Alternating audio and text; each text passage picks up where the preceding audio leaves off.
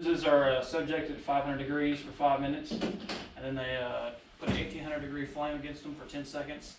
They're required to maintain positive pressure for 24 minutes. At 500 degrees, at 10 minutes, your lens will actually become soft. This is 500 degrees for 12 minutes. So it still holds pressure, but you don't want to poke it or touch it.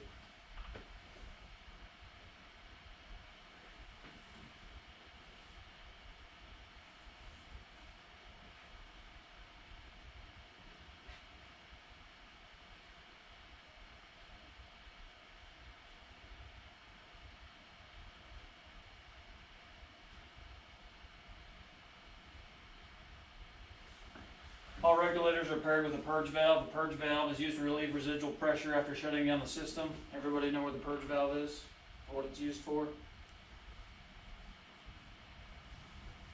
Remote cylinder pressure gauge.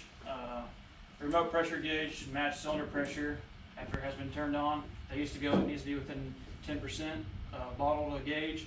That's now 100%. They must match 100% of the time.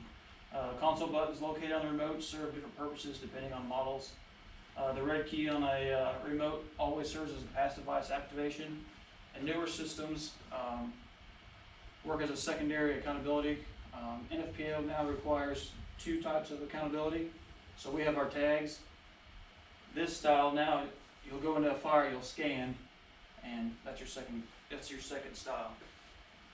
Wiele at 112. Vibra alerts on your regulators. That's what they teach them. Let's go. Vibra alerts on your regulators will activate. You know what vibra alert is, everybody. So now you're required to have 2. One built into your pressure reducer, one in your regulator. It will activate when your bottle gets down to 33%. Everybody know the common sizes of cylinders? What are they? 5.2, 16. What 3 common sizes we'll see around here. 2260, 4500, 5500. Perfect.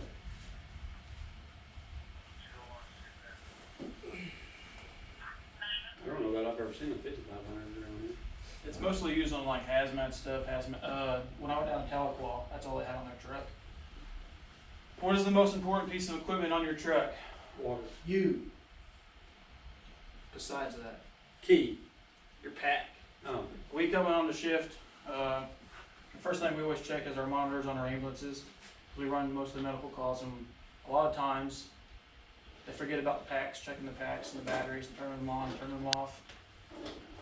So I would say SCBAs are probably the monitor serves a purpose of taking care of our patient. We got to make sure we take care of ourselves too. If we go into a house fire and the tank only has 10% air left in it, we won't run any more medicals. Does your department have any SCBA policies? Does your department document inspections? With the new packs, they have the pack tracker built in, but they also have a tattletale built in. So this pack knows every time you turn it on and test it, and every time you turn it off. So the program software, you pull it up on the screen, and it has, you set your shifts up. It says, well, Kyle checked the pack at this time. He ran through the whole pack, activated his pass, turned the pass off. Cylinders are full. So when NIOSH comes in for a line of duty death or an investigation, that's the first thing a subpoena is, those records. And then they're able to say, hey, they didn't check their packs. Why should we pay the insurance bill? And all packs are going to that system. Little quote: by failing to prepare, you are preparing to fail.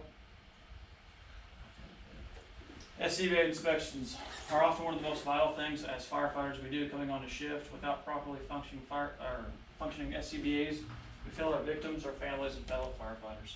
Inspections are not only there to prevent injuries and failures, but from a legality standpoint, like I said, insurance don't like to pay. If they can get out of it, they're going to get out of it. And that's the new big thing with all the packs, is they're going to that recordable system.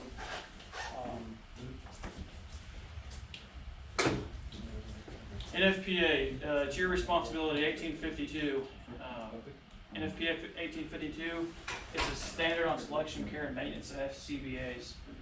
NFPA are standards that your department can choose. You don't have to follow all NFPA standards, but you will be judged and prosecuted per NFPA standards if there is a line of duty or investigation or lawsuit. When you go to court, that attorney is going to say, here's an NFPA rule, why are you not following it? I don't know how that works for us as a tribal.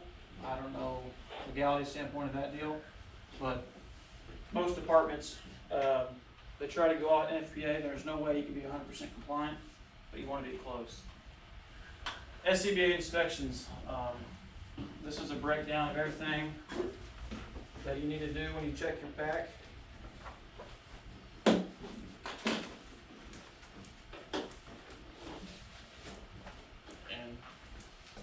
And there's a lot of things, so that's just a list of things to do. Dylan, that'll be good for you. I'll get down this. Thanks, Joyce. That's what OSU requires as a skill for firefighter 1. So it's a list you can take with you in the morning when you check your pack off to make sure you have everything right. Everything that's on here is on this slide. Check your harness assembly for cleanliness and damage. Inspect condition of cylinder for cleanliness and damage. Check cylinder no less than 90%.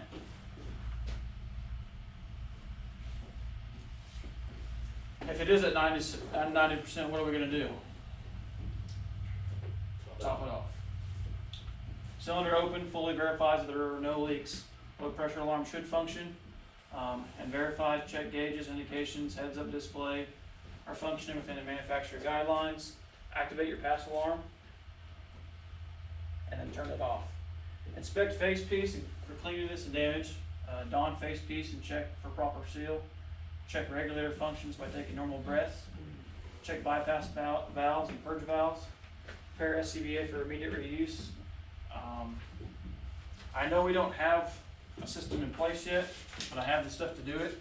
So there'll be a book at every station, and it just like signing the trucks off. That covers us on the truck deal if the truck breaks down or we have an issue.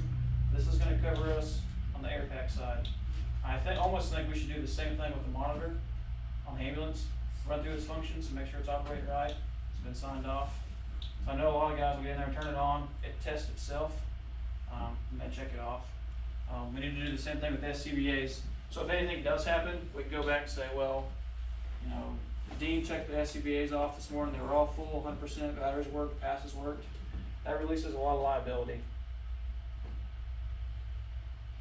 Cleaning your SCBA. 2002 to 2019, the leading cause of death in firefighters was cancer. That's on the job and retired guys. The next leading cause was cardiac.